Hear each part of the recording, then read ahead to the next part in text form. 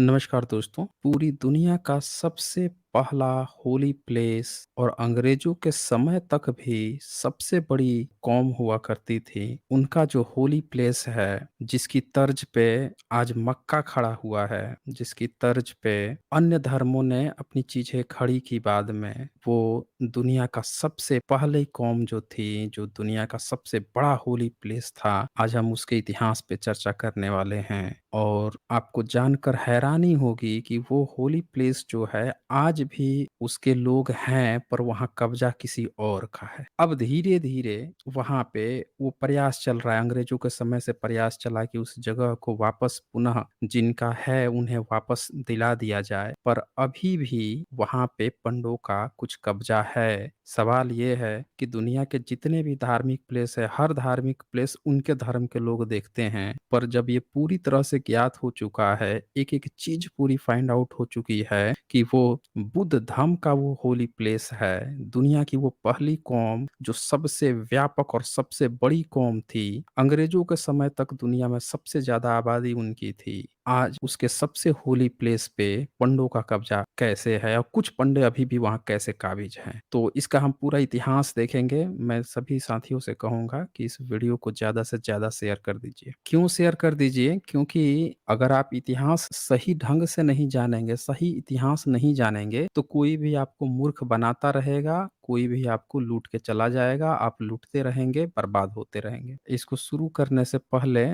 Legal disclaimer दिखा देता हूँ।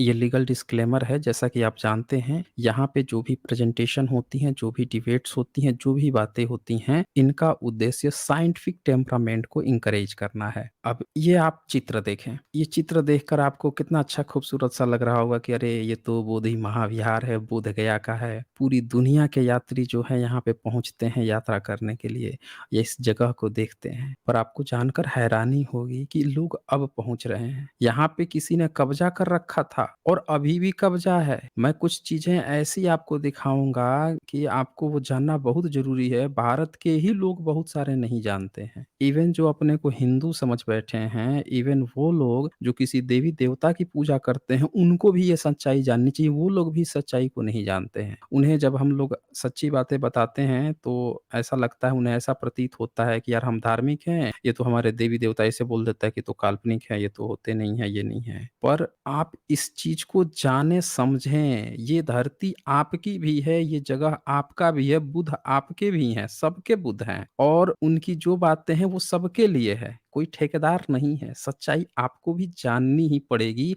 और सत्य स्वीकार करने की आपके अंदर की जो लहर बुझ गई है या बुझा दी गई है अंधभक्ति के कारण, उसको जगानी ही पड़ेगी, आपको जानना ही पड़ेगा, सत्य स्वीकार करना ही पड़ेगा। क्या है? तो इस प्लेस को देखिए। ये सम्राट अशोक जो थे, उन्होंने जब बुद्ध की कहा जाता है 84,000 स्तूप बनवाए थे। कहा ही नहीं जाता है, बल्कि ये जो ओल्ड स्क्रिप्चर हैं 2री-तीसरी सदी के, उनमें भी ये बातें लिखी हुई हैं। जैसे एग्ज़ाम्पल के लिए अशोकावदाना में भी लिखा हुआ है कि 84,000 स्तूप बनवाए थे। तो दोस्तों, उस 84,000 स्तूप में से एक जगह ये भी था। जो-जो बुद्ध के प्लेस हैं, जो मुख्य प्लेस हैं, हर उस जगह पे पहले छोटे स्तूप बनाए गए, उन्हीं पर बाद पे बड़े महाविहार बनाए गए थे। वो पहचान की गई थी कि सम्राट अशोक ने चिन्हित किया था कहाँ-कहाँ पे, जहाँ पे बौद्धों के महाविहार थे, हर वो जगह पे उन्होंने बुद्ध के कुछ अंश वहाँ पे रखे थे, उसी को 84,000 स्तूप कहा जाता है। आपने एक नाम सुना होगा लाइट ऑफ एशिया बुक, जिसके लेखक थे एडविन आर्नोल्ड। आपने अनागरिक धम्मपाल जी का भी नाम सुना होगा। इन दोनों लोगों की बहुत बड़ी भूमिका थी इसको वापस गौरव को, भारतीयों को लौटाने में। तो मैं आपका इसका ओल्ड वर्ज़न दिखा रहा हूँ, जो 1880 के करीब का फ़ोटो है, वो एक बार आप देख लीजिए। वो तकरीबन आज से 143 143 इयर्स ओल्ड पिक्चर है, वो मैं आपको दिखाता हूँ। ये तो तब का है, ये तो 1885 का है, लेकिन जस्ट 1880 का ये फ़ोटो ज़रा देखिए। तो यहाँ आप देख पा रहे होंगे कि किस अवस्था में था और इस अवस्था में यहाँ पे कोई कब्ज़ा करके बैठा हुआ था, वहाँ पे बैठ के लोग अभी भी जाते थे। महाराष्ट्र से भी कुछ लोग वहाँ पे पहुँचे हुए थे। एडविन आर्नोल्ड ने अपनी आँखों देखा हाल देखा कि एक मराठा का आदमी वहाँ पहुँचा हुआ है। ये बहुत रेयर पिक है, आप लोगों को दिखा रहा हूँ। यहाँ पे आप देख भी सकते हैं महाबोधि महाविहार जो है, जब इसको 1885 से पहले, जस्ट 1880 से 1885 के बीच में इसका जीर्णोद्धार करवाया। बहुत मेहनत की थी अनागरिक धर्मपाल जी ने और जो एडविन आर्नोल्ड थे इन लोगों ने कि भैया ये बुद्ध का स्थान है, इसको वापस दे दो। रो पड़े थे वो, आँखों से आँसू निकल आया था। मैं बचपन में सोचता था कि जब कोई कहता था कि अंग्रेज़ अच्छे हैं, तो मैं सोचता था यार ये बड़ा धूर्त लोग हैं ये कैसे अंग्रेज़ को अच्छा बोल देते हैं। अंग्रेज़ तो हमारे भगत सिंह को फांसी चढ़ा दिया, हमारे क्रांतिकारियों का दाँत तोड़ देता था, यातना देता था, गोली मार देता था, फांसी चढ़ा देता था, जिंदा जला देता था, पता नहीं क्या-क्या हम लोग पढ़े थे इतिहास में। तो हमारा खून खौल उठता था कि अरे! अंग्रेज़ को कौन कह देता है, कौन बेवकूफ़ आदमी है जो कह देता है अंग्रेज़ अच्छे थे। पर ये तो एक अलग पिक्चर थी।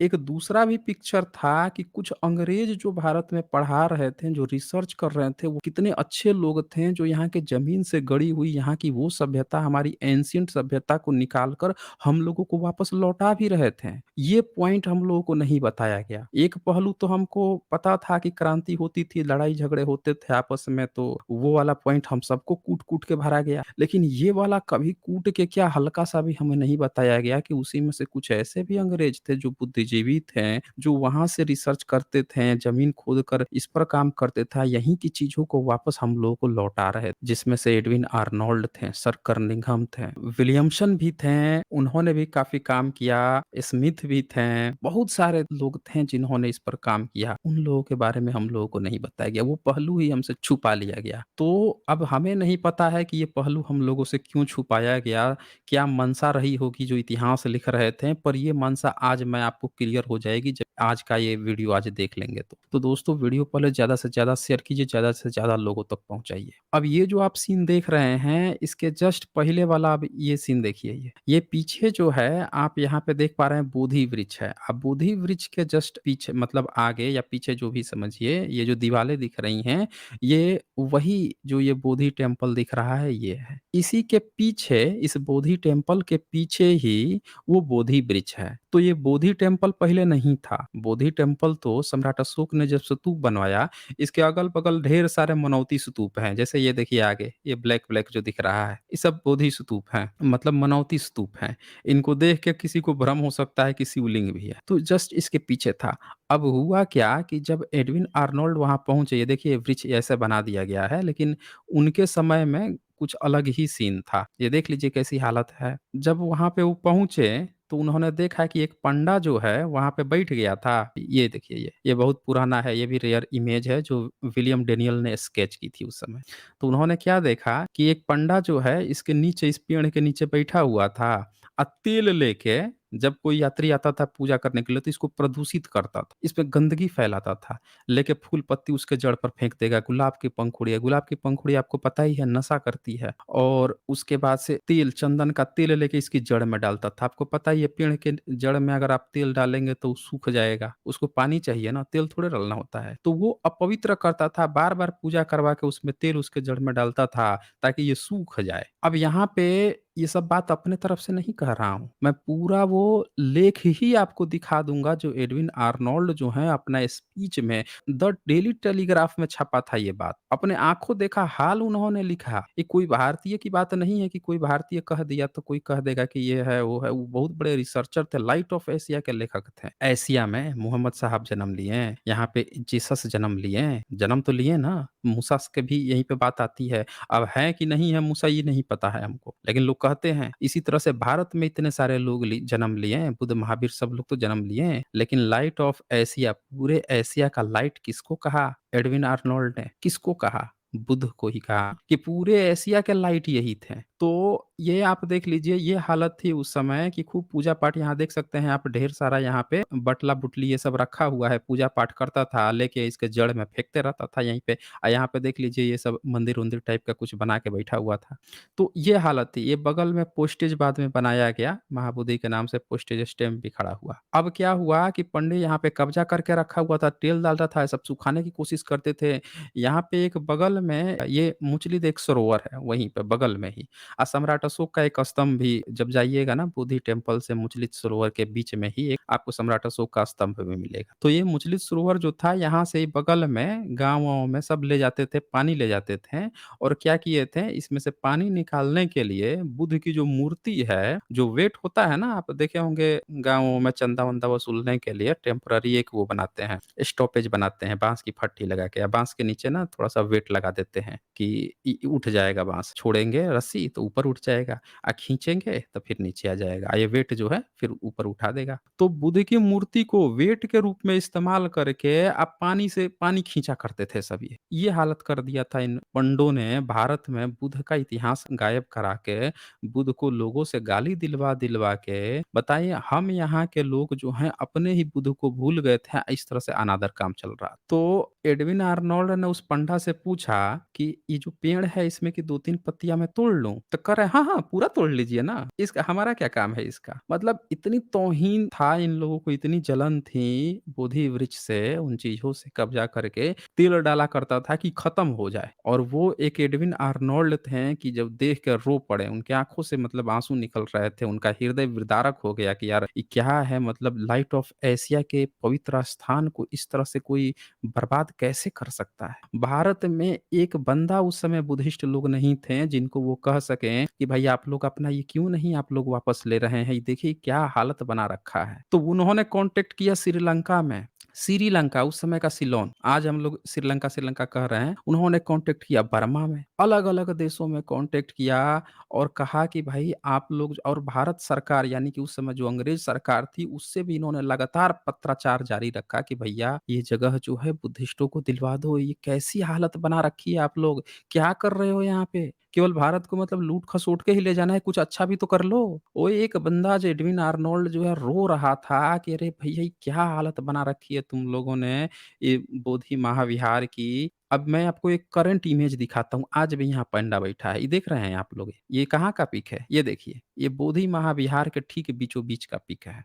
ये देख लीजिए जब आप घुसेंगे बोधि महाविहार में, इसमें जब आप ऐसे आगे से सीधे-सीधे ये जो गेट दिख रहा है यहाँ पे, इसके भीतर जब घुसेंगे, तो जैसे घुसेंगे तो आपको क्या दिखाई देगा? ये दिखाई देगा ये, भीतर बुद्ध होंगे और यहाँ पे आपको मॉन्क्स दिखाई दे रहे होंगे, एक मॉन्क यहाँ खड़े हैं, ये मॉन्क खड़े हैं, यहाँ पे 2 लोग नीचे बैठे हुए हैं और ठीक बीचों-बीच एक दान पात्र होगा, एक दान की पेटी होगी, ये देखिए लोहे के बक्से की दान पेटी। अब सोचिएगा कि यार बुद्धिस्ट लोग कब से दान की पेटी रखने लगे? दुनिया का सबसे पवित्र स्थान बौद्धों का उसके मूर्ति के ठीक नीचे इतना बड़ा लोहे का दान का पेट ये बुद्धिस्ट कब से रखने लगे? पर आपको जानकर हैरानी होगी कि बुद्धिस्ट का नहीं है। ये तो बौद्ध लोग वहाँ पे हैं लेकिन उनके ठीक पैर के नीचे यहाँ पे दान पेटी रख के रियल इमेज है मैं आप लोगों को ये बता देता हूँ मैं। ये रियल इमेज है। वहाँ के लोगों से मैंने मँगवाया है एकदम रियल इमेज यहाँ से लाया गया है। ये जो दान पेटी है इसके पीछे जस्ट पीछे राइट साइड में उजला-उजला कोई व्यक्ति दिख रहा है। ये देख रहे हैं? ये कौन है? ये एक पंडा है और वहाँ पे बुद्धिस्ट मोंक लोग भी हैं। ये पंडा जो है बीच में यहाँ पे अपना दान पेटी स्थापित किए हुए है कि लोग जो लोग भी आएँगे चाहे वो बुद्धिस्ट ही आएँ, वो कन्फ्यूज़ हो जाएँ, सोचे कि बुद्ध को दान दे रहे हैं और इस दान पेटी में दान डाल के जाएँगे। आपको पता है कि बुद्धिस्ट लोग जो आते हैं बाहर से विदेश से आते हैं, खूब डोनेट करके जाते हैं। डोनेशन का पैसा किस पे जाएगा? इस पंडा के पास जाएगा। अब इसको और अच्छे से करके दिखाता हूँ। ये देखिए, आगे से देखिए। ये जो आप देख रहे हैं दान पेटी वाला ये देखिए बगल में हैंडल लगाए हुए खोल के पूरा दान लेके जाएगा ये। और यहाँ पे उनके पैर के नीचे बुद्ध के पैर के नीचे गोल-गोल आप देख रहे हैं, कहेगा ये हमारा शिवलिंग है। समझ रहे हैं क्या कहेगा? ये शिवलिंग है।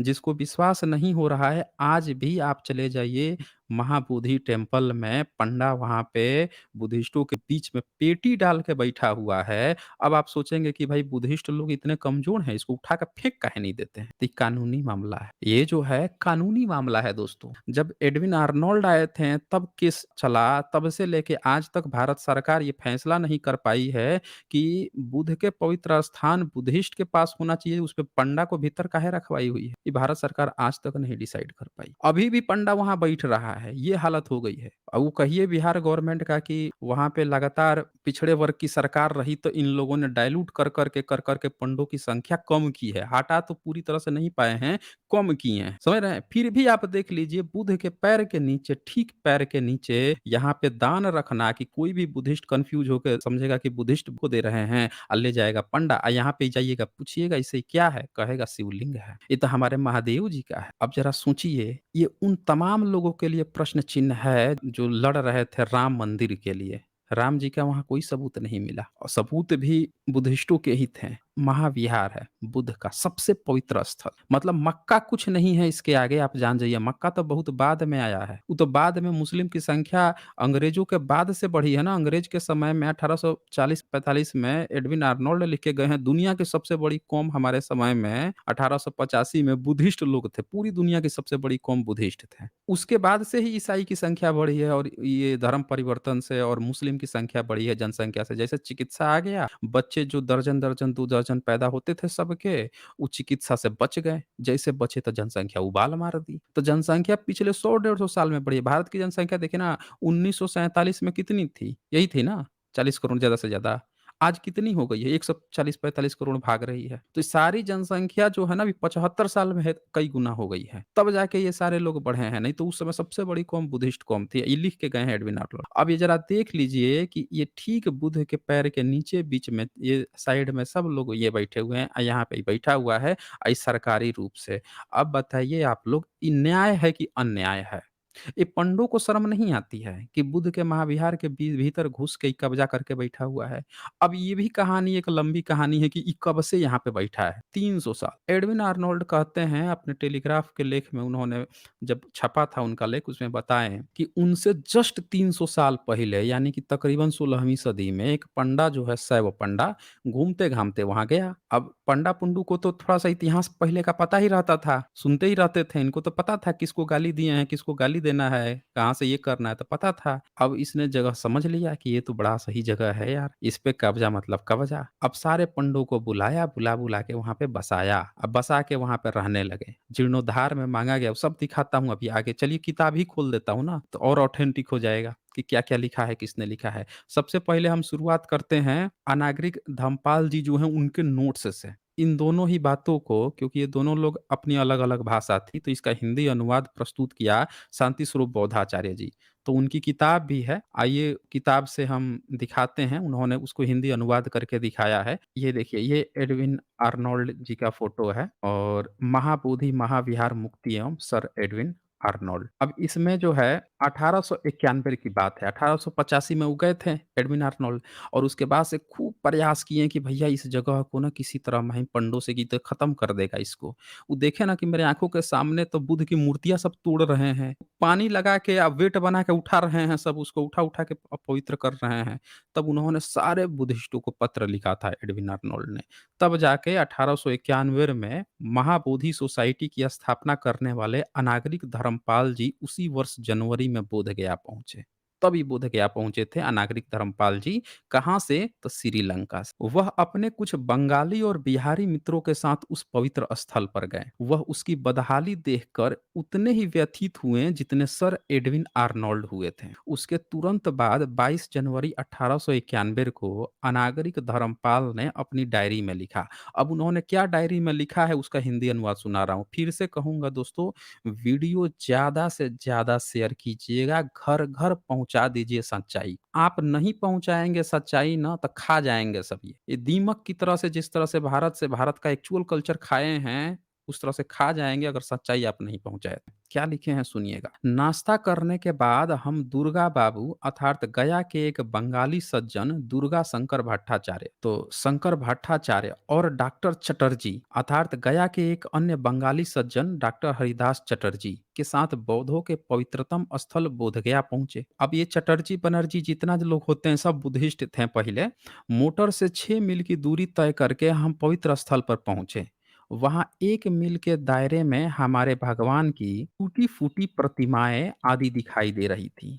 इतनी बुरी हालत थी वहाँ पे। महंत के मंदिर के प्रवेश द्वार पर ड्योढ़ी के दोनों ओर ध्यान और धम्मचक्र पवतन मुद्रा में हमारे भगवान की प्रतिमाएँ हैं। कैसा उत्कर्षकारी दृश्य! पवित्र विहार, अपने आसन पर बैठे भगवान, और चारों ओर पसरी घोर गंभीरता देख श्रद्धालु का हृदय विलाप कर उठता है। कैसा आनंद कर! जैसे ही मैंने वज्रासन को अपने मस्तक से स्पर्श किया। अब वज्रासन क्या होता है? ये आपको वज्र वज्र सुनाए होंगे। सब बुद्धिज्म का शब्दावली है, वहाँ से उठाए हैं। ये वज्रासन आप सुने हैं ना? एक्सरसाइज योगाचार योग कर लो, वज्रासन कर लो। सब बुद्धिस्टों की शब्दावली है दोस्तों। वज्रासन वो था जो जो वृक्ष दिखाया था, उसके पीछे जो बैठने वाला स्थान था, उसी को वज्रासन कहते हैं।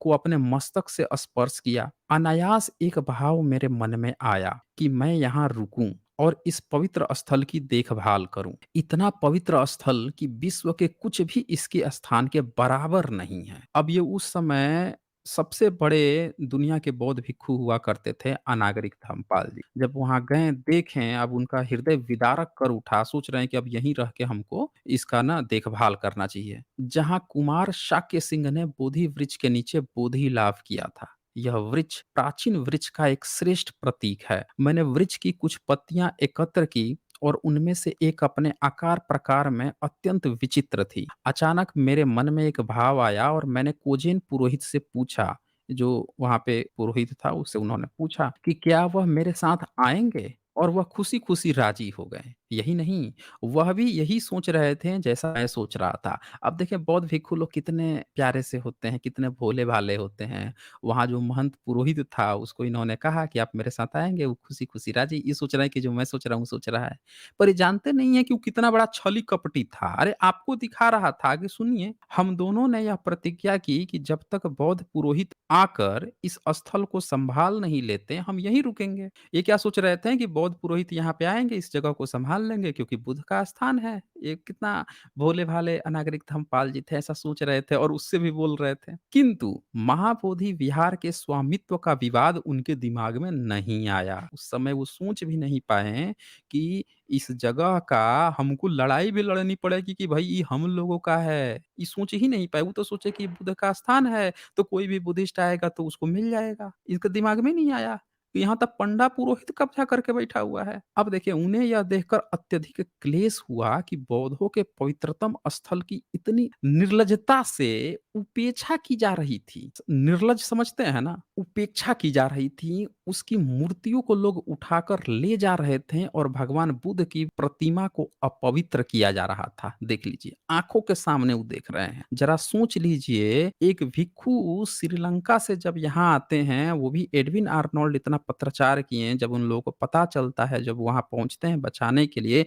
उनकी आँखों के सामने ये सब चल रहा था। तो ज़रा सोचिए, पिछले 1000 साल से भारत में बुद्ध का किस कदर सर्वनाश कर रहे थे लगातार ये लोग। सोच लीजिए ज़रा, उनकी आँखों के सामने जब उन्होंने देखा, ये वो अपने डायरी में लिखे हुए हैं। ये श्रीलंका के एक भिक्षु हैं अनागरिक धर्मपाल जी, वो अपने आँखों देखा हाल लिख रहे हैं। यह सब देखकर अनागरिक धर्मपाल ने फैसला किया कि वह बोध गया में ही रुकेंगे और पवित्र विहार को बचाएँगे।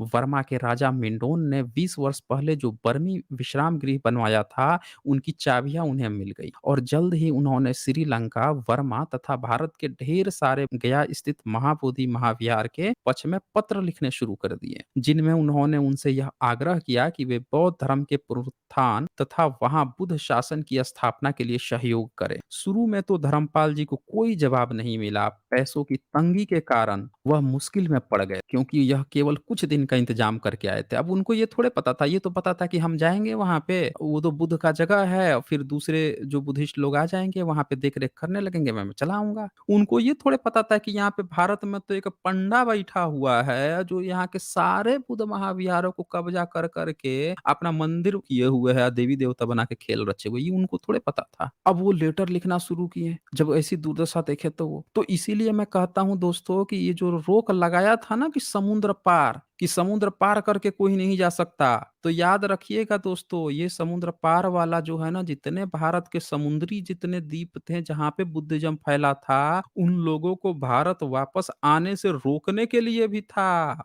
जैसे ये समुद्र पर रोक लग गई तो श्रीलंका के बौद्ध भिक्षु भारत नहीं आ पाएँगे। अगर आ गए होते तो पहले से इनको खेल पता चल जाता पंडों का, तभी तो वो आसानी से आ गए यहाँ पे, आके देख रहे हैं। भोले-भाले थे, उसी से कह रहे हैं कि आप चलिए हमारे साथ, आप रहेंगे, ये करेंगे, वो करेंगे, बाद में देख नहीं करे, ये तो हमारी मूर्तियों को अपवित्र कर रहा है, ये कर रहा है, वो कर रहा है। कितने भोले-भाले लोग थे, बौद्ध भिक्षु लोग, देख लीजिए ये। तो ये रोक जो समुद्र पार लगाई गई थी, ये रोक जो है कनेक्शन काटने के लिए कि बुद्धिस्ट लोग भी भारत में ना आ पाएँ, इसको बचाने के लिए इसलिए भी लगाई गई। याद रखिएगा, और यहाँ के लोग ना जा पाएँ कि सच्चाई कहीं बाकी के बुद्धिस्ट देशों को पता ना चल जाए। इसके बाद से ये लिखते हैं कि फ़रवरी 17 इस रात 12 बजे अपने जीवन में पहली बार मैंने उस शांति का अनुभव किया। अपनी डायरी में वो लिख रहे हैं, जो समझ से परे है। कितनी शांति थी। हमारे भगवान का जीवन ध्यान के लिए उत्कृष्ट और उच्च विषय है। केवल 4 सत्य और आर्य अष्टांगिक मार्ग ही प्रकृति के श्रद्धालु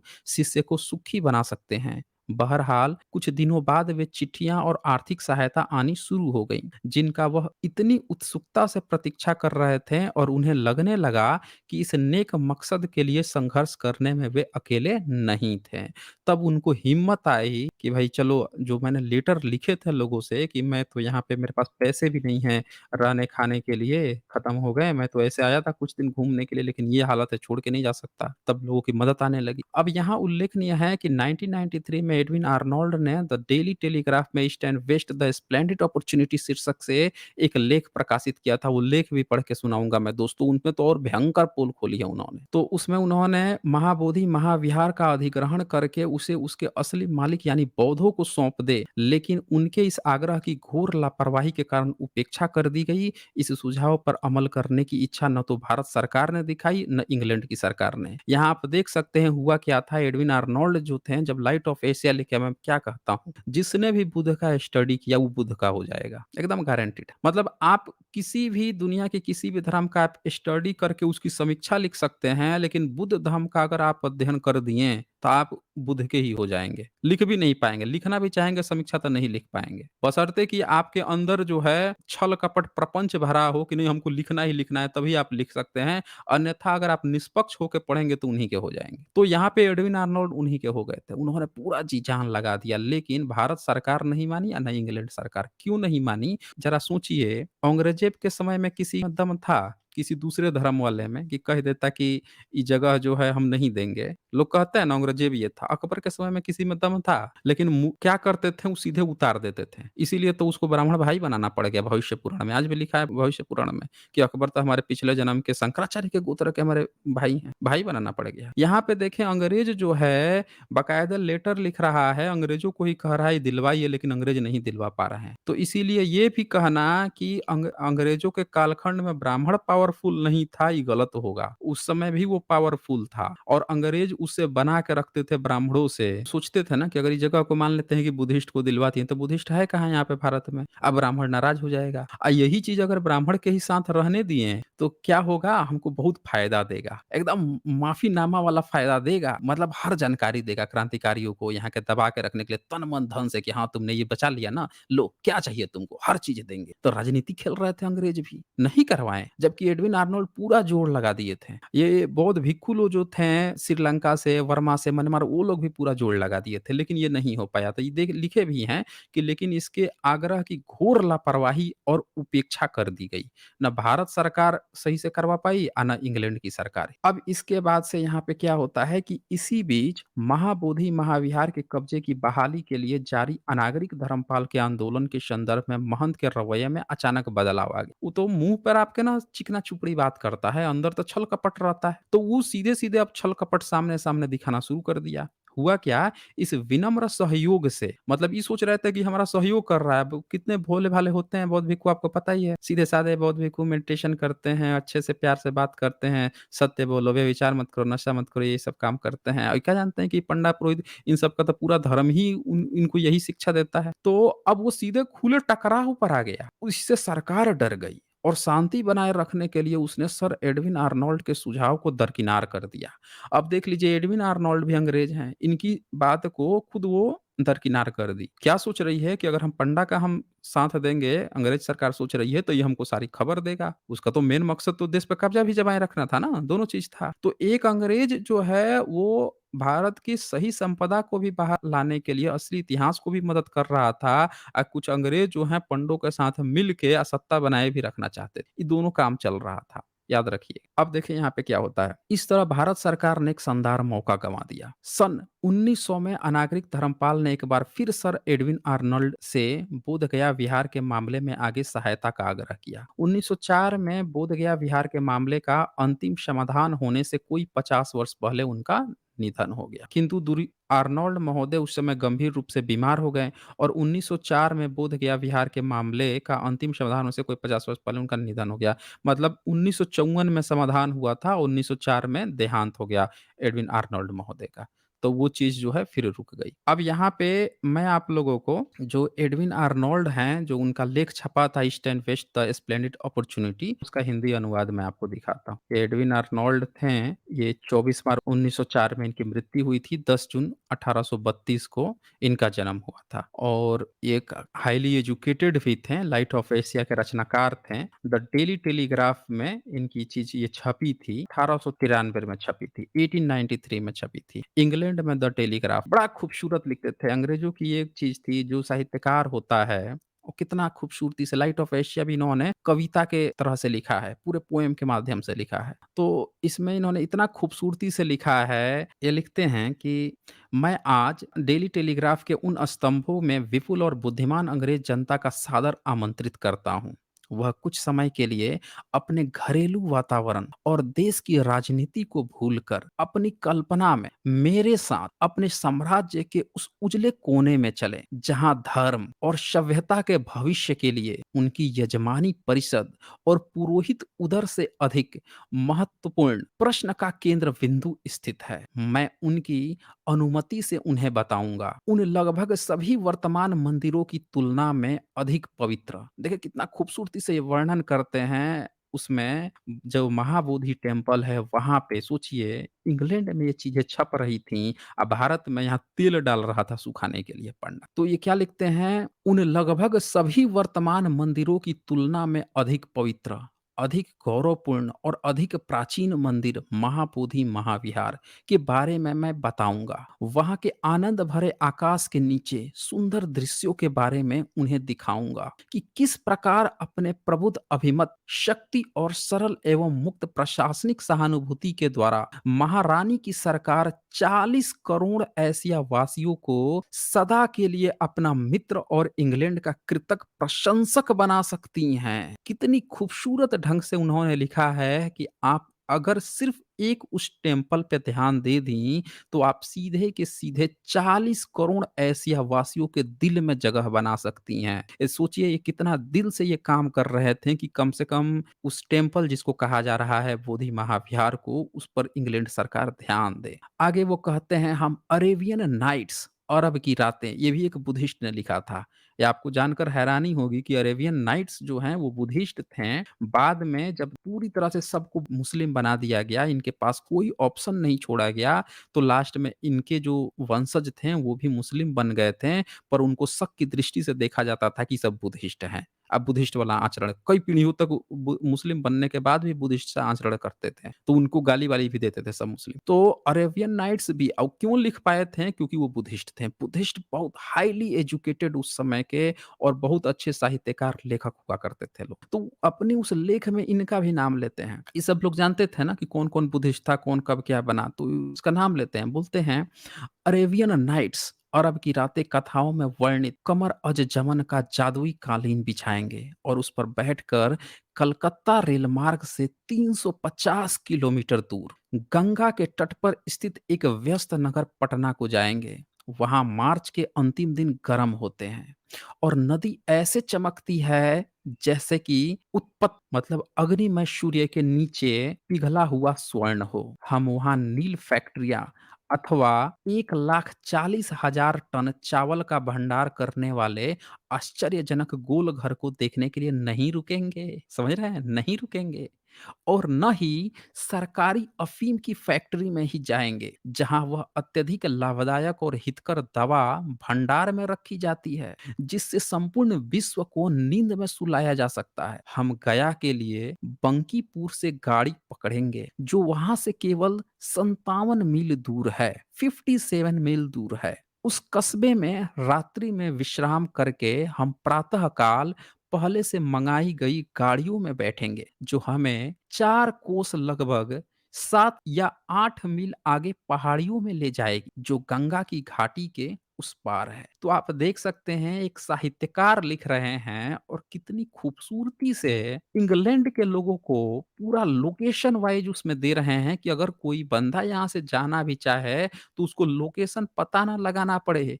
और लोकेशन को दर्शाने के लिए कितना खूबसूरत साहित्यिक रूप से उन्होंने इस्तेमाल किया है, एक-एक जगह का वर्णन करते हुए। आगे वो लिखते हैं, मैंने कहा ना आप रमणीय दृश्य देखेंगे, जो वास्तव में रमणीय है। एक चौड़ी और एक अच्छी सड़क, गया की दाहिनी ओर की पहाड़ियाँ और बाईं ओर की चमकीली धीमी और शांत धारा वाली प्राचीन नीलाजन नदी के बीच में होकर जाती है।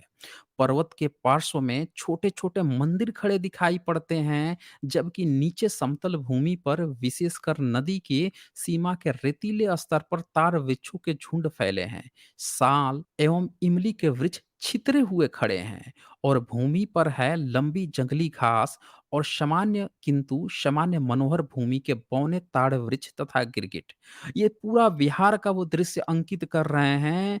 आप सोचिए 1883 में उस समय का जो बिहार का दृश्य था वो ये था।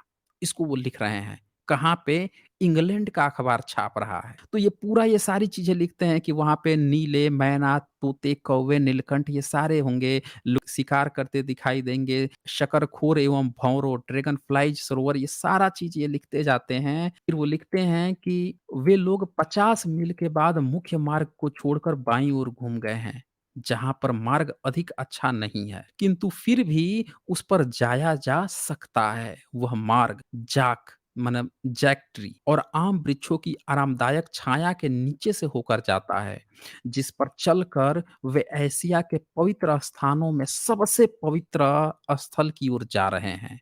मतलब एशिया के जितने पवित्र स्थान हैं, कौन-कौन है? एक मक्का नाम आएगा आपको, तो मक्का तो बाद में आया है ना, उससे भी पहले या उससे भी व्यापक ये बोध गया था जिसकी हालत इतनी बेकार थी जिसको एडविन आर्नोल्ड पूरी दुनिया को बता रहे थे उस समय। फिर यहाँ पे आप देख लीजिए कि सबसे पवित्र स्थल की ओर जा रहे हैं, जिस ओर हमारे पग और विचार भी बढ़ रहे हैं। यहाँ की मिट्टी के गारे से बनी झोपड़ियों के खुले स्थान वाले एक छोटे से गांव के पार, जहाँ कुत्ते, बच्चे और पशु धूल में एक साथ धूप सेक सकते हैं। अब इसके बाद से जो वर्णन आएगा वो सबको चौंकाने वाला है। ये देखें, महंत के आश्रम के पार, वहाँ महंत जो है, पंडा जो है वो कब्जा करके बैठा हुआ था, उसका भी ज़िक्र करते हैं कि महंत के आश्रम के पार और वहाँ उस एक विशाल पीपल के वृक्ष ने अपनी जड़ों से 20 फुट मोटी दीवार को विभाजित कर दिया है, जिसका जन्म इंग्लैंड की खोज से भी पूर्व हुआ था। ये सुनिएगा ध्यान, कितना खूबसूरत स्टेटमेंट वहाँ पे देते हैं। उस बोधि वृक्ष के बारे में वो लिखते हैं कि जिसका जन्म इंग्लैंड की खोज से भी पूर्व हुआ था, जिसके ऊपरी तल में अचानक बन गया खोखलापन छिपा है, जो संतुलित है, सुरक्षित है और जो पत्थरों की मूर्तियों, टीलों, जंगलों, विहारों और चैत्यों से भरा पड़ा हुआ है। आप देख सकते हैं वो पूरा जगह जो है विहार और चैत्य, चैत्य शब्द जो है बुद्धिस्ट का है। याद रखिएगा चैत्य, चैत्य किसको कहते हैं? चैत्य जो बुद्धिस्ट के स्तूप होते हैं, वो विहार, स्तूप, चैत्य उसी को चैत्य कहते हैं।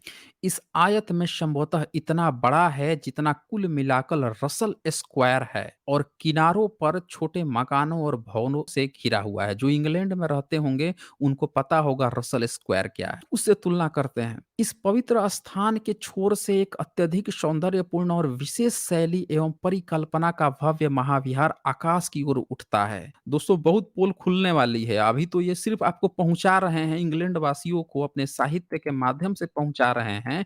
पहुंचाने के बाद से अभी जो चीज़ बताएँगे ना उससे बहुत भयंकर जानकारी आपको मिलेगी। तो सुनते जाएँ आप बस। आगे ये लिखते हैं, इस पवित्र स्थान के छोर से एक अत्यधिक सौंदर्यपूर्ण और विशेष शैली एवं परिकल्पना का भव्य महाविहार आकाश की ओर उठता है। प्रक्षेपी द्वार मंडप ड्योढ़ी के साथ महाविहार का चबूतरा वर्गाकार है। इसके ऊपर 9 मंजिला पिरामिड जैसा बुर्ज आकाश में उठता है। 9 मंजिला, सोच लीजिए। बनाया गया था पिरामिड की आकार का, ये 9 मंजिला ऊपर था, जिसके प्रचुर अलंकृत आले ताक हैं। ढांचे हैं और तरासे गए शिखर के ऊपरी क्लेश की मनोहर चमक है और यह आमलक फल जैसे दिखते हैं। नीचे के ढांचे की छत के चारों कोनों पर छोटे पिरामिड की शक्ल के बुर्ज खड़े हैं। अब वही देख लीजिए छोटे-छोटे पिरामिड की शक्ल के। अब लोग जो इस तरह की मूर्तियाँ और टेम्पल देख के जो सोचते हैं कि ये सो कॉल्ड हिंदुओं का है, नहीं भाई, ये सारा का सारा बुद्धिज़्म का है, बुद्धिस्ट का है। और बोधि टेम्पल को आप देख लीजिए, उतनी पुरानी आकृति जो मिल रही है आपको, पूरा एक शैली ही बुद्धिज़्म की है। और बुर्ज के आधार चारों ओर चौड़ी परिक्रमा है, कलात्मक ढंग से निर्मित द्वार मंडप के पूर्वी भाग तिकोने सुराख खोदे गए हैं ताकि प्रातः काल के सूर्य की स्वर्णिम किरणें उन सुराखों में से होती हुई महाविहार के अंदर स्थापित प्रतिमा पर पड़े। जो भीतर बुद्ध की प्रतिमा है उस पर सुराख की गई है कि सीधे सनलाइट उस पर पड़े। यह प्रतिमा भगवान बुद्ध की है और यह सबसे अधिक पवित्र एवं प्रसिद्ध महाविहार है। बुद्ध के महापरिनिर्वाण के 218 वर्षों पश्चात महान सम्राट अशोक द्वारा बनवाए गए 84,000 स्तूपों में से एकमात्र यही विद्यमान महाविहार है। उस समय तक 1885 तक बाकी चीजें नहीं खोजी गई थी। 1898 में तो विलियम्स पेपे जो थे उन्होंने खोजा था पिपरावा का इंस्क्रिप्शन और बुद्धा बोन, उन्होंने 1898 में। तब तक वो भी नहीं खोजा गया था। तब तक यही एकमात्र 84,000 स्तूपों में से ये माना गया था। उसके बाद से आर्कियोलॉजी आगे बढ़ी है, तब धीरे-धीरे सारे चीज़ मिलते चले गए हैं। शांत और धुंधले महाविहार से अधिक पवित्र हम देखते हैं अंदर की ओर स्वर्णिम बुद्ध प्रतिमा के सौम्य मुखमंडल को, जिसका चुंबन लेती हुई वहां आने वाले बौद्धों की ओर भाव विभोर हो तीव्रता पूर्वक बढ़ती हुई सूर्य की रश्मियां, सूर्य की रोशनी जो है चुंबन लेती हुई यानी कि उनके मुखमंडल पर पड़ती थी सुबह-सुबह। और सम्राट अशोक के भव्य विहार से अधिक अवर्णित अभिरुचि और श्रद्धा से परिपूर्ण संसर्ग अथवा पत्थर के जंगले बाड़े पर उत्कीर्ण मत्स्य पुरुष, ये देख लीजिए।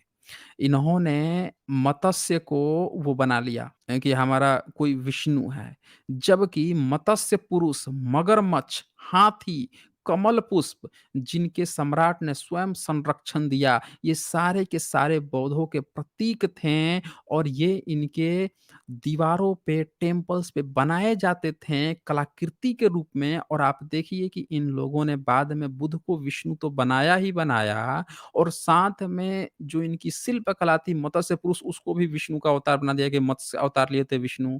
मतलब जो-जो अवतार इनका दिखाया, बुद्ध को भी अवतार बनाया, तो साथ में मत्स्य को भी अवतार बना दिया, मगरमच्छ को भी दिखा दिया, मगरमच्छ हाथी को खा रहा है, तो हाथी के लिए बचाने के लिए अवतार ले रहे हैं, तो क्या ले रहे हैं, सब चीज़ कब्ज़ा किया।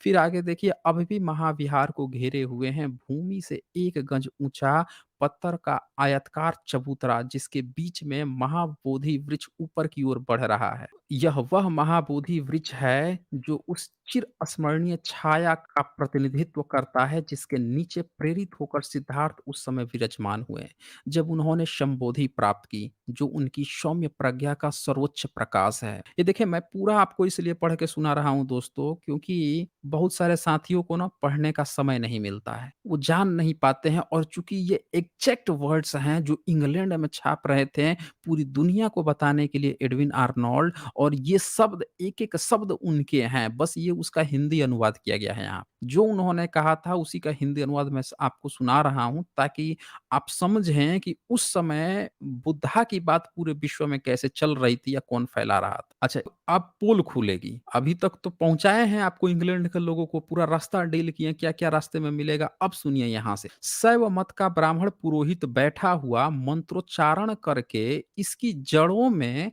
चंदन का तेल छिड़कता है। देख लीजिए, आप सब जानते हैं कि किसी भी पेड़ के नीचे अगर आप तेल डालिएगा ना, तो तेल जहर की तरह काम करता है पेड़ के तनों पे। और ये देखिए, चंदन का तेल जो है मंत्र मंत्र पढ़-पढ़ के उसमें तेल डाल रहा था उसके जड़ में, बोधि वृक्ष पे। इन्होंने अपना आँखों देखा हाल लिखा। इंग्लैंड तक में लिखा, वहाँ छप रहा है ये बात। और सुनिए, और गुलाब की पंखुड़ियों को फेंकता है। गुलाब का पंखुड़ी भी एक जहरीला ही होती है।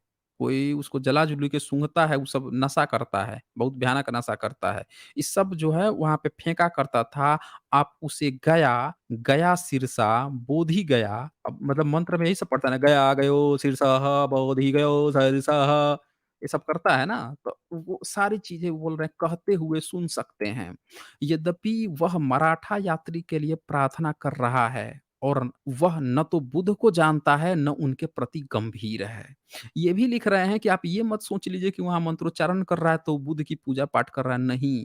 वहाँ पे एक मराठी आया हुआ है, मराठा यात्री, उसके लिए मंत्र पढ़ रहा है, उसके लिए प्रार्थना कर रहा है, अब बदले में तेल डाल रहा है बोधि वृक्ष को सूख जाए, बताइए। उसको बुद्ध से कोई मतलब और कोई गंभीर भी नहीं है उनके लिए। बस वहाँ उसके ओठों से प्राचीन सूत्र निकलते हैं और वह चीन, Japan, Mongolia, Assam, Cambodia, Shyam, Verma, Arakan, Nepal, Tibet और लंका के 40 करोड़ बौद्धों के लिए निस्संदेह संसार के किसी भी अन्य स्थान से अधिक प्रिय, दिव्य, श्रेष्ठ और महत्वपूर्ण धर्म स्थल है। यह प्रामाणिक स्थल है और प्राचीन वृक्ष का उत्तराधिकारी वंशज है। ये पूरा एडविन आर्नोल्ड यहाँ पे ये बात लिखते हैं कि प्राचीन जो वृक्ष है उसी का उत्तराधिकारी था, ये जो पेड़ खड़ा था। अब यहाँ पे उस बात पर ये जो बात लिखे हैं तो कुछ पॉइंट्स जो हैं दीपक बरुआ जो हैं, दीपक बरुआ 1891 से 1991 बहुत खूबसूरत किताब लिखे थे। इन्होंने इस पर कुछ टिप्पणी लिखी, वो टिप्पणी भी सुनाता हूँ। अब फिर आगे कंटिन्यूड करेंगे एडविन आर्नोल्ड की बात। तो दीपक के बरुआ यहाँ पे उसके नीचे ये लिखे हैं कि सर एडविन आर्नोल्ड ने प्रश्न उठाए और अंग्रेज सरकार से अनागरिक धम्मपाल के पक्ष में शांतिपूर्ण समाधान निकालने के लिए कहा और सभी चारों में से जहां बोध गया का यह महाबोधि वृक्ष स्थल एशिया के बौद्धों के लिए अत्यधिक प्रिय और पावन स्थान है, आज यह ब्राह्मण ये देखिए कैसी अवस्था में था, पुरोहितों के हाथों में क्यों है? ये उन्होंने क्वेश्चन खड़ा किया था अंग्रेज गवर्नमेंट के सामने कि क्यों है? जो इसके स्वामी होने का श्रेय लेने और दक्षिणा जैसे वे प्राप्त करते हैं कि अतिरिक्त महाबोधि महाविहार को महत्व नहीं देते हैं। वे पिछले 300 वर्षों में स्वामित्व में इतने शक्तिशाली हो गए हैं, जब बंगाल सरकार 1880 में इस महाविहार और इनकी भूमि की मरम्मत करवा रही थी, तब उसकी सजावट के लिए सरकार ने महंत से उसके घर में लगे अशोक के पत्थर के घेरे मतलब चारदीवारी का कुछ भाग देने के लिए निवेदन किया तो उसने वो नहीं दिया और सर इसलिए ईडन जीर्णोद्धार का कार्य पूरा नहीं करा सका। तो ये बात दीपक बरुआ जी ने भी लिखा। वो क्या कह रहे हैं कि पिछले 300 साल में बहुत स्वामित्व कब्जा कर लिए हैं सबसे वो पंडित। बताइए अगर भारत में मुस्लिम आक्रमण किया तो उस जगह पे तो मस्जिद होना चाहिए था। अगर मुस्लिम हमला किया तो उसका होना चाहिए था, लेकिन वहाँ पे तो इसका है कब्ज़ा। अच्छा चलो कब्ज़ा जमा लिया, मान लेते हैं कि वो कह देगा कि हाँ, नहीं भाई इस जगह को तो महाविहार था, खत्म हो जाता, मस्जिद बन जाता, हम बचाए हैं। तो भाई अगर ये भी क्लेम तब डिबंक हो जाता है जब बुद्धिस्ट आ गए तो काहे नहीं दे रहा है फिर? क्योंकि इसने कब्ज़ा किया था बाकायदे। इन लोगों ने उस जगह को कब्ज़ा किया, हटने को तैयार नहीं और आप देख लीजिए कि जब उसका पुनरुद्धार कराया जा रहा है, जीर्णोद्धार करवाया रहा है सरकार, बंगाल सरकार कह रही है 1880 में कि हम चलो इसका मरम्मत करा देते हैं, कैसी हालत बनी हुई है। ये सारे लोग देखिए 1879 में उन्होंने लिखा था light of Asia Edwin Arnold ने। 1880 में तुरंत बाद जब वो किताब इतना फेमस हुआ, इतना भयंकर फेमस हुआ, कभी उस किताब के बारे में भी जब बताऊँगा, दिखाऊँगा आप लोग कितने संस्करण उसके कुछ ही साल में छप गए। पूरा दुनिया का ब्लॉकबस्टर वो बुक हुआ था। जितने इतिहास की किताबें सबका रिकॉर्ड तोड़ के फेंक दिया, उठा के उखाड़ के फेंक दिया। फिर देखें 1880 में मना कर रहा है, क्या कह रहे हैं कि कब्ज़ा करके बैठ लिया, सम्राट अशोक के बनाए हुए पत्थर थे, आपने दीवार लगा के बना लिया था आश्रम में। अब इन लोगों ने कहा कि भाई ये जो पत्थर हैं, ये तो सम्राट अशोक के हैं, ये तो महाबोधि टेम्पल के हैं, इसमें लगेगा, ले जाओ। नहीं दिया, कह रहा है हिम्मत है तो लेके तुम लोग चले जाओ, नहीं देंगे हम। इससे ये पता चलता है कि अंग्रेज का शासन जो है, वो नियम कानून से चलते थे या किसी का जबरदस्ती भी नहीं छीनते थे। ये भी देख लीजिए। लोग कहते हैं ना कि अंग्रेज तो बड़ा अत्याचार कर दिया, ये कर दिया, वो कर दिया। भाई यहाँ पे जब उसको छीन के लगाना ही था तो जाता, 2 थप्पड़ लगाता उसको, छीन-छान के उठाया, "चल निकल यहाँ से।" छीन के तुरंत लगा देता। लेकिन नहीं लगाया। एक मामला कोर्ट में गया, आगे दिखाता हूँ मैं आपको। तो जीर्णोद्धार पूरा नहीं करा सके। अब ये देख लीजिए एश्ले ईडन जीर्णोद्धार पूरा नहीं करा सके, रुकवा दिया, नहीं दिया उस पत्थर को। लेके कब्जा कर के बैठ गए थे सब, आए लोग जीर्णोद्धार वो कर रहे हैं। यथार्थ में इस स्थल की प्रामाणिकता के बारे में कोई संदेह नहीं है। बौद्ध धर्म के 4 अत्यधिक पवित्र स्थल हैं, लुम्बिनी जहाँ राजकुमार सिद्धार्थ का जन्म हुआ, वाराणसी के बाहर इसी पतन, सारनाथ। 4 सबसे पवित्र स्थल कौन-कौन है? लुम्बिनी हो गया, सारनाथ हो गया जहाँ पे पहली बार उन्होंने उपदेश दिया, महापरिनिर्वाण हुआ कुशीनारा, तीसरा कुशीनारा है और उसके बाद से यह स्थल जहाँ वैशाख पूर्णिमा पर 2483 वर्ष पूर्व उन्होंने अपने प्रयास से उस उदात्त धर्म को प्रतिपादित करके एशिया को सभ्य बनाया। देखिए एडविन आर्नोल्ड इंग्लैंड में ये बात लिखते हैं कि करके एशिया को सभ्य बनाया। ध्यान दीजिएगा इस वर्ड को दोस्तों। अभी तक किसी ने भी ये नहीं कहा, किसी भी अंग्रेज ने नहीं कहा कि किसी अन्य धर्म के संस्थापकों ने अनुयायियों को सभ्य बनाया। लोगों ने ये कहा कि उसने हिंसक बना दिया, उसने मार-काट किया, उसने अंधविश्वास फैला दिया, कुछ ये किया, वो किया। पर इनके लिए वो क्या कह रहे हैं कि एशिया को सभ्य बना दिया था उन्होंने, इस धम्म का प्रतिपादित कर। तो ये आप देख सकते हैं कुशिनारा हो गया, सारनाथ हो गया, लुम्बिनी हो गया और चौथा जो जगह है वो बोधगया हो गया।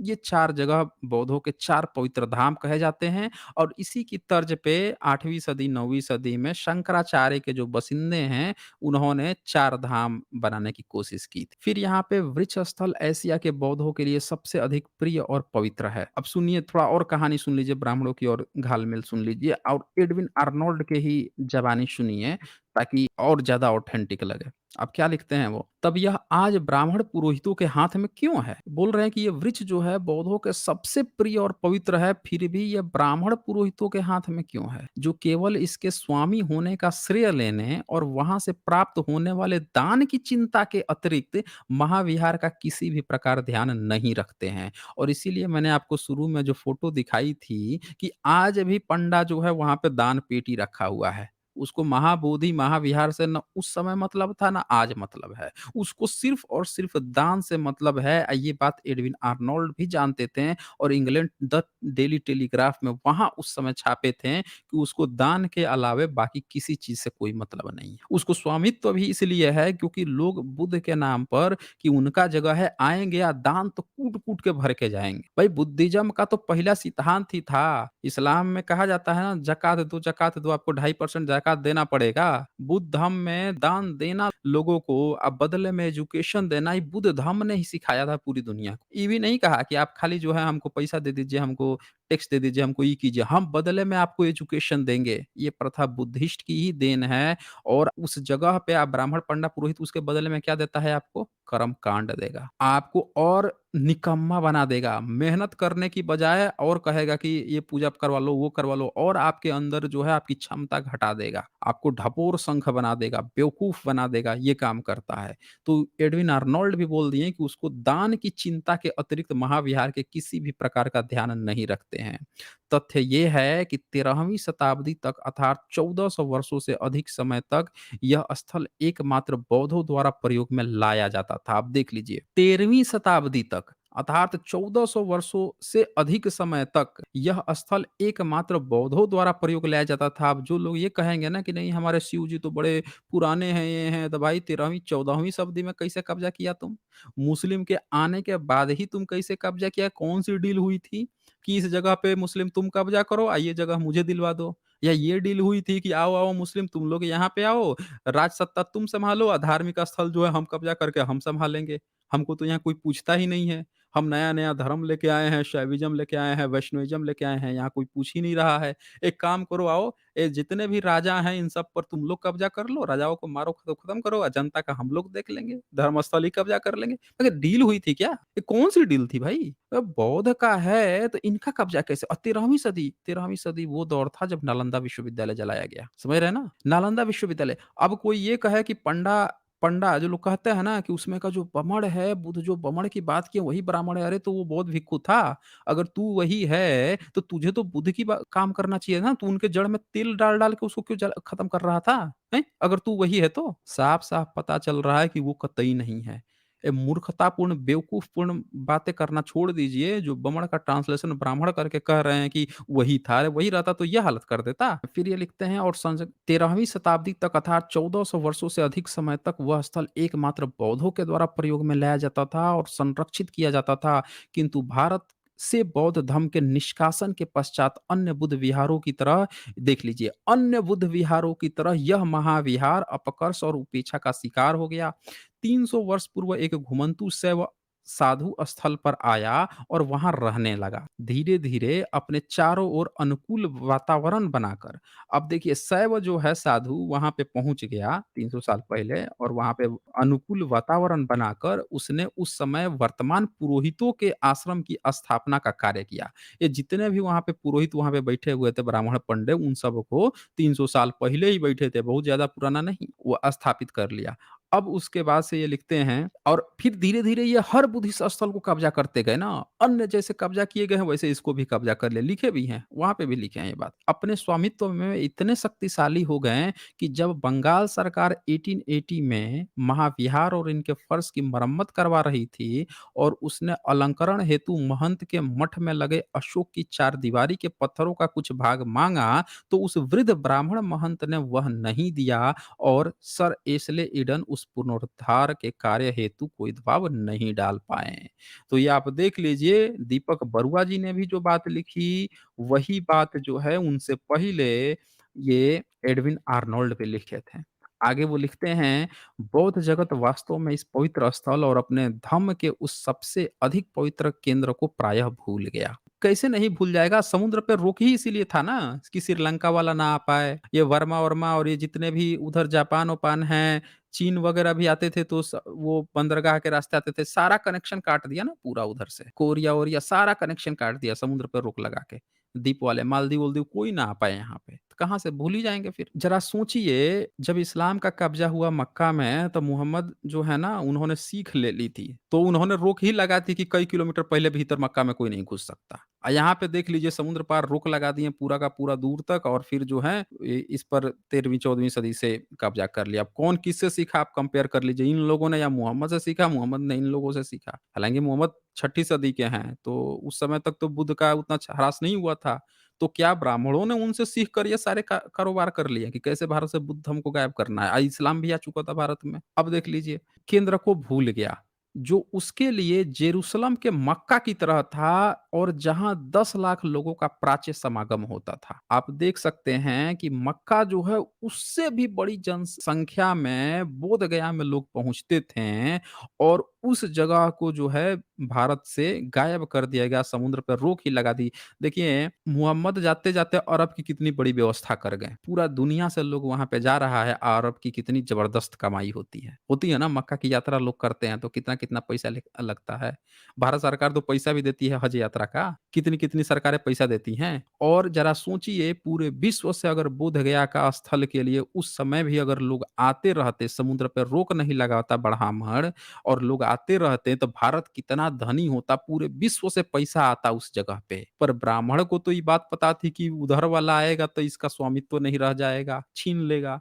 और उसको ये भी पता थी कि उसको बुद्ध को तो गाली देना है, बुद्ध का तो उसको बढ़ाना नहीं है आगे, वो तो उसको जड़ में तेल डालना है उसको, तो कैसे ही काम करता। अब जाके सरकार थोड़ा चेती है, तो बोध गया में फ्लाइट-व्लाइट बनवाई है, विदेश से लोग आ रहे हैं, जा रहे हैं। अरे भैया, ये मक्का से भी बड़ा था, पूरे दुनिया के लोग जितना अगर आए होते तो भारत में इतनी हालत खराब नहीं हुई। तो फिर आगे लिखते हैं कि जब कुछ वर्ष पूर्व मैं बोध गया में ठहरा हुआ था, तब मुझे यह देखकर बड़ी पीड़ा हुई। उस स्थल पर महाराष्ट्र के किसान श्राद्ध करवा रहे थे। महाराष्ट्र से किसान जो हैं आके अब वहाँ पे अपना श्राद्ध करवा रहे थे, बोध गया में, सोचिए। मतलब गया वाला जो है, वहाँ पे एक होता है ना गया के नदी पर जाके करवाना, लेकिन महाराष्ट्र से भी लोग वहाँ जाते थे और श्राद्ध करवा रहे थे। सबको जगह तो पता था, तरीका भूल गए। अब पंडा उसी का फ़ायदा उठा रहा था। नहीं, नहीं, उसे जैसे सिलेबस होता है ना, सिलेबस आप पढ़ रहे हैं, टीचर तो वही है, और फिर क्या हुआ अगले साल से टीचर बदल दिया गया, नया टीचर आया, सिलेबस भी बदल दिया गया। अब लोग बच्चा स्टूडेंट तो आ ही रहा है, जगह है तो भैया वो स्कूल है, कॉलेज है, तो बच्चा तो फिर से एडमिशन लेगा। अब उसको नया टीचर पढ़ा रहा है, नया सिलेबस पढ़ा रहा है, बस ये चीज़ हो रही। लोग पहुँच वहीं पे रहे थे, लेकिन देख लीजिए वहाँ पंडा बैठ के उनका श्राद्ध करवा रहा था। अब क्या हो रहा है कि संस्कृत में उत्कीर्ण हज़ारों बहुमूल्य पत्थरों के अवशेषों का वहाँ ढेर लगा हुआ था, देख लीजिए। अब संस्कृत यानी बुद्धिस्ट हाइब्रिड संस्कृत की बात हो रही है, जो बौद्ध भिक्षुओं की थी, तो बोल रहे हैं बहुमूल्य पत्थरों के अवशेषों का, अवशेष मतलब तोड़-फोड़ दिए गए थे। इन लोगों ने तोड़-फोड़ दिया था, उसका ढेर लगा हुआ था। मैंने महंत से पूछा कि क्या मैं पवित्र वृक्ष से एक पत्ता ले लूँ? जितने चाहे तोड़ ले साहब, ये हमारे लिए बेकार है। मतलब वहाँ का पंडा जो है वो क्या कह रहा है, जितना मन करे उतना तोड़ लो साहब, ये तो हमारे लिए बेकार है, उसका उत्तर था। ये एग्ज़ैक्ट वर्ड जो हैं इन्होंने एडविन आर्नोल्ड ने लिखा है कि उसका ये जवाब था, क्या लिख रहे हैं, उसकी उपेक्षा पर, मतलब वो इतना उपेक्षित होके बोला, इतना निर्लज्ज होके बोला कि उसकी उपेक्षा पर लज्जित होकर मैंने, ये लज्जित हो गए, सोच लीजिए ये लज्जित हो गए। लज्जित होकर मैंने मौन रहते हुए उसके सिर के ऊपर की शाखा से 3-4 गहरे, कौन मौन रह गए? एडविन आर्नोल्ड, सोच लीजिए। ऊपर की शाखा से 3-4 गहरे हरे रंग के पत्ते तोड़ लिए और उन्हें श्रीलंका ले गया। प्रत्येक पत्ते पर संस्कृत में पवित्र गाथा लिख ली थी। वहाँ उत्सुक, यहाँ संस्कृत का मतलब बुद्धिस्ट की, क्योंकि जब इन्होंने लाइट ऑफ एशिया लिखा था ना, तो लाइट ऑफ एशिया के जो वर्ष हैं, वो संस्कृत बोलते थे, क्योंकि वो बुद्धिस्ट हाइब्रिड संस्कृत थी बेसिकली, जो अश्वघोष की थी, जो बुद्धिस्ट था। इसीलिए वो बार-बार यहाँ पे भी संस्कृत बोल रहे हैं और उस समय भारत में पाली-पाकित का उतना कुछ खास था नहीं, तो उसको भी वो लोग संस्कृत ही बोलते थे। दरअसल वही संस्कृत थी, इन लोगों ने बाद में उसी को बदल-वदल के आप संस्कृत कहना शुरू कर दिया ब्राह्मणिकल सिस्टम ने। अन्यथा वही लैंग्वेज एक्चुअल में संस्कृत थी जो बौद्धों की थी। तो अब वहाँ उत्सुक और भावुक सिंहली बौद्धों ने उन पत्तों को पुरस्कार स्वरूप ग्रहण किया। अब देखिए उसको लेके गए हैं, तो सिंहली के जो लोग हैं बड़े भावुक हो गए हैं और उसको ग्रहण किए। उदाहरण के लिए मेरे द्वारा कैंडी के बुद्ध विहार को भेंट किया गया बोधि पत्ता एक मूल्यवान धातु की मंजूषा में रखा गया। देखिए मूल्यवान धातु में रखा जा रहा है कि ये वहाँ का पेड़ का पत्ता है।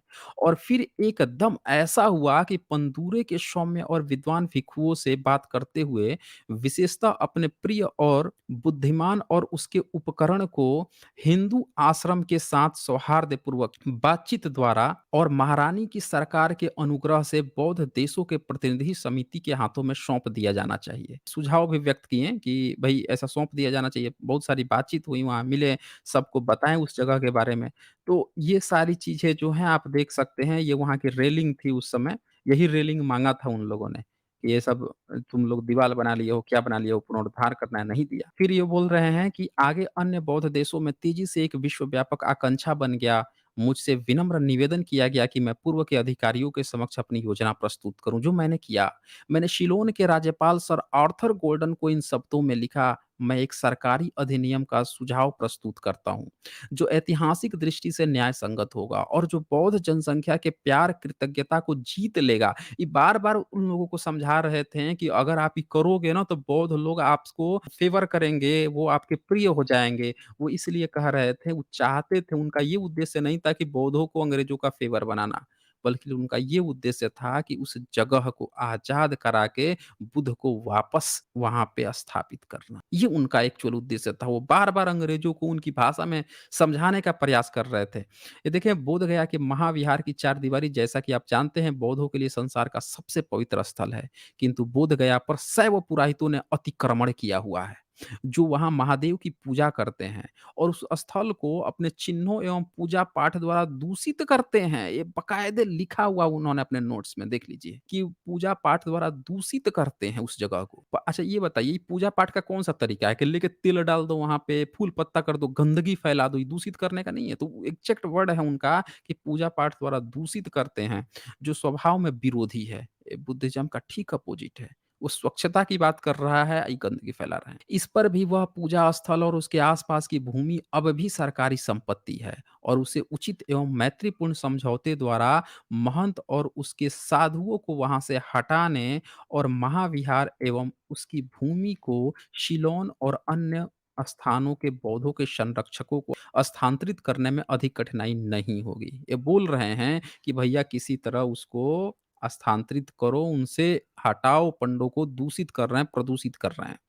मैंने उच्च अधिकारियों के साथ परामर्श किया, उसमें से मेरे विचार के साथ पूर्ण सहानुभूति रखने वाले जनरल कर्निंघम ने इसे पूर्णतः व्यावहारिक बताया। कर्निंघम जो कहते हैं वो इनके साथ आ गए। मैं समझता हूँ कि ब्राह्मणों को वहाँ से स्थानांतरित करने और वहाँ बौद्ध संघाराम की स्थापना करने के लिए कुछ धन की आवश्यकता हो। इन्होंने ये भी प्रस्ताव रखा कि भैया वहाँ पे कुछ धन चाहिए और वो पंडों को दे दो। वो बोलते हैं मेरी राय से किसी भी सरकार द्वारा 1 लाख रुपए और उससे अधिक लाभकारी तरीके से नहीं खर्च किया जा सकता। बोल रहे हैं अगर किसी को 1 लाख रुपए अगर खर्च करना है किसी सरकार को, तो ये इससे बेहतर तरीका कहीं नहीं हो सकता है खर्च करने का। होता है ना कि सबसे बेस्ट से बेस्ट तरीके से इस 1 लाख रुपए को खर्च करो, तो सबसे बेस्ट तरीका यही है कि वहाँ संघाराम स्थापित करो, अपोंडो को वहाँ से हटाओ पहले, पैसे ही देकर हटाओ। आगे वो लिखते हैं कि सिलोन में बौद्ध अवशेषों की खोज कर रहे सर आर्थर भी मेरे इस विचार से पूर्णतः सहमत थे। ये देख लीजिए, सिलोन में खोज रहे थे बौद्ध अवशेष, कौन? सर आर्थर, वो भी सहमत थे। पूरी दुनिया सहमत थी, बस कौन नहीं सहमत था? तो पंडा। दूसरे की चीज़ों पर कब्ज़ा करने की इसकी जो आदत लगी हुई है, बीमारी पकड़ ली है, वो बस उसको दिक्कत हो रही थी। अब यहाँ पे देखिए, कलकत्ता में लॉर्ड डफरिन और मद्रास में लॉर्ड कोनमेरा ने इसका स्वागत किया है। यदि गृह सरकार इस अवसर के प्रति जागरूक होती, तो ब्राह्मणों के साथ संतोषजनक शर्तें तय किया जाना सरल हो जाता और एक ही प्रयास में इस पवित्र स्थल को एक, ये मनौती स्तूप वगैरह दिखाए हैं, प्रतिनिधि कमेटी को हस्तांतरित करके एशिया के समस्त बौद्धों को प्रसन्न और संतुष्ट किया जा सकता था। किंतु 2 या 3 वर्ष बीत गए, जबकि मेरा विचार पूरे एशिया में फैल रहा था और इस पवित्र स्थल का संरक्षण प्राप्त करने के लिए एक वृहद संस्था की स्थापना हो गई थी।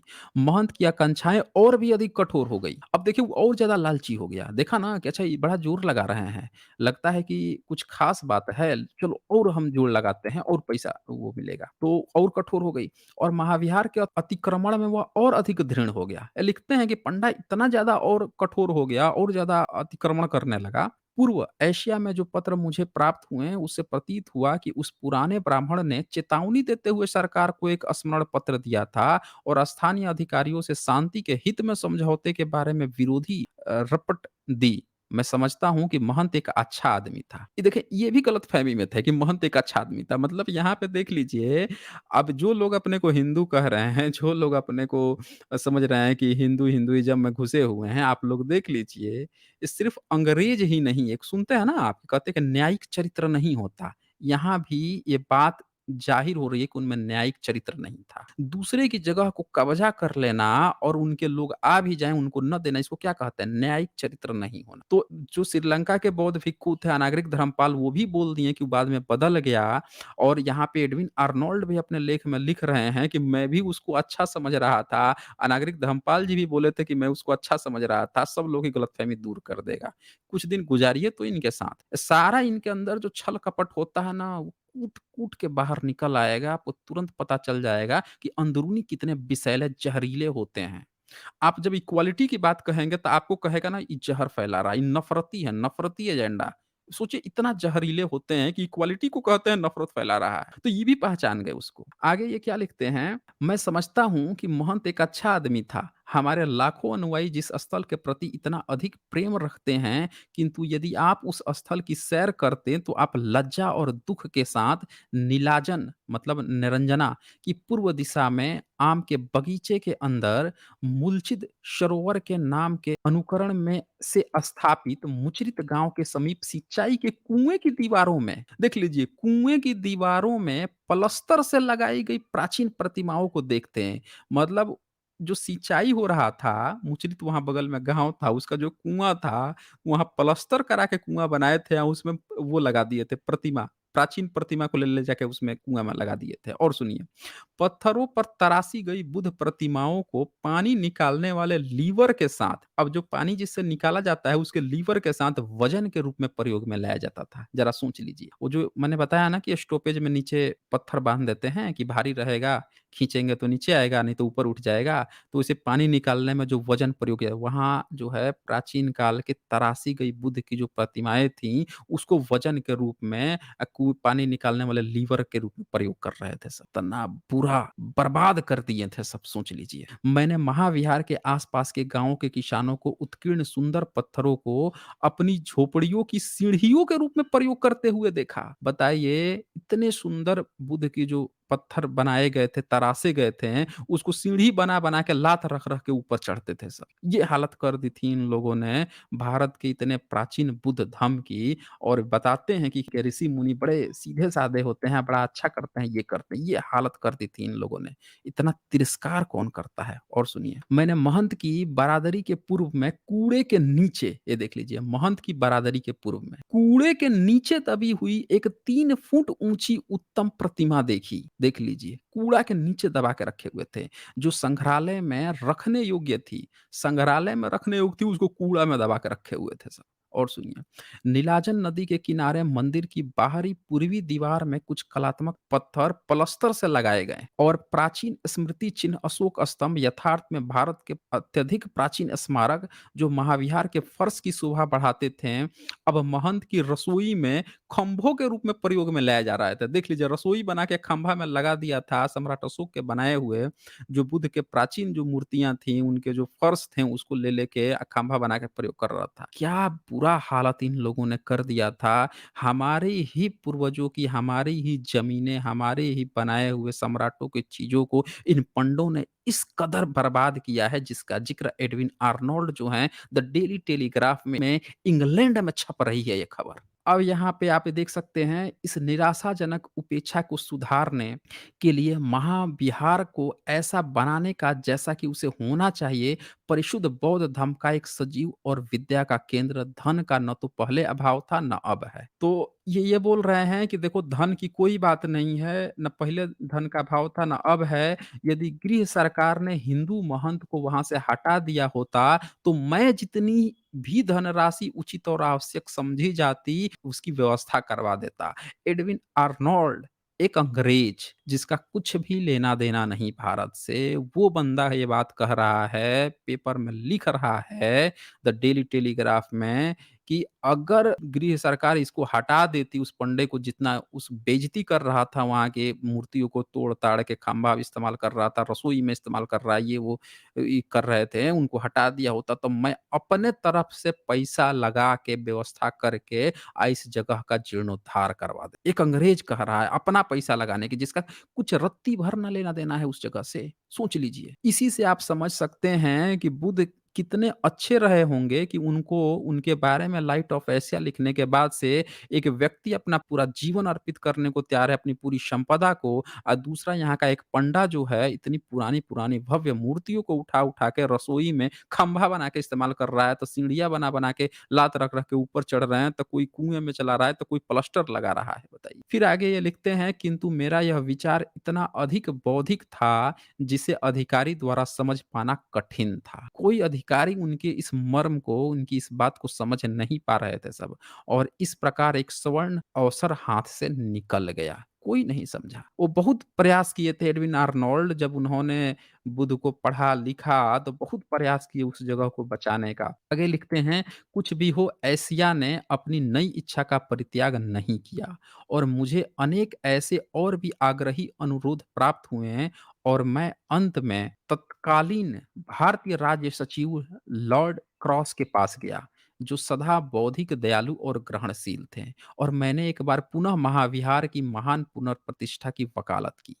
लॉर्ड क्रॉस, आप क्या चाहते हैं? मैंने पूछा कि 40 लाख पूर्व के लोग दिन रात आपके नाम को आशीष दें और आप सिकंदर या अशोक या अकबर के महान समान एशिया में सदा याद किए जाते रहें। इन्होंने कहा था किसको? तो भारत के तत्कालीन लॉर्ड सचिव जो थे लॉर्ड क्रॉस, उनसे जाकर एडविन आर्नोल्ड, देखिए कितना खूबसूरती में प्रयास कर रहे हैं। उनको कह रहे हैं कि अगर आप इस जगह का जीर्णोद्धार करवा देंगे ना, तो आपको, वैसे तो 40 करोड़ होना चाहिए क्योंकि इसके पहले उन्होंने 40 करोड़ लिखा है। तो लिख रहे हैं कि दिन रात आपके नाम का आशीष देंगे और आप सिकंदर या सम्राट अशोक या अकबर, जो एशिया के सबसे सम्मानित लोग हैं, इनकी तरह आप भविष्य में याद किए जाएँगे। तब जाके वो जो व्यक्ति जो है लॉर्ड क्रॉस, उसको लगा कि हाँ यार, ये इतना विद्वान व्यक्ति है, लाइट ऑफ एशिया जिसकी किताब ब्लॉकबस्टर किताब है, ये व्यक्ति बात कह रहा है, तब उसके दिमाग में कुछ घुसा।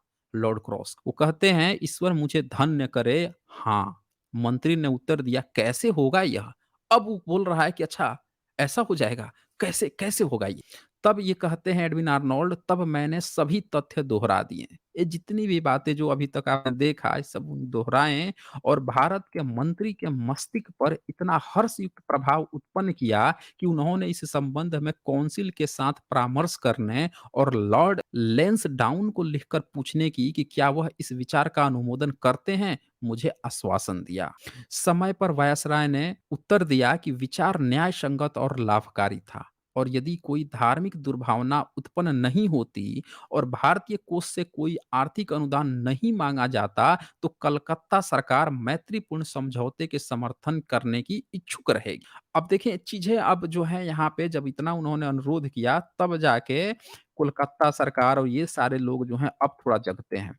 इस प्रकार पूर्व में मेरे पिछले आगमन पर ऐसी स्थिति रही जब मुझे आश्चर्य और आनंद हुआ यह जानकर कि कितनी दृढ़ता से पुनः प्रतिष्ठा यानी पुनरुद्धार के विचार ने आधार बना लिया और सिलोन, श्याम वर्मा और जापान के लिए आशा की ज्योति जला दी। इस योजना को कार्यान्वित करने के लिए महाबोधि सोसाइटी की स्थापना की गई। अब ये जब उन्होंने कहा तब वहां के अंग्रेजों को भी थोड़ा समझ में आया कि हाँ यार वाकई में हम लोग सम्राट अशोक की तरह ख्यात हो जाएँगे, तब जाके वो थोड़ा-सा जो है इस पर सोसाइटी की स्थापना करने के लिए हुए। मतलब आप समझ जाइए कि महाबोधि सोसाइटी की भी स्थापना कराने में एडविन आर्नोल्ड जी का कितना बड़ा हाथ है। एक व्यक्ति कितना निस्वार्थ होके ये काम किए जा रहे थे। आगे ये लिखते हैं जापान के ऐसे दूरवर्ती समुदायों द्वारा इस विषय में रुचि दिखाने के बारे में धुंधला-सा भाव मत प्रस्तुत करने के लिए टोक्यो। अब टोक्यो में क्या हुआ, टोक्यो ये गए।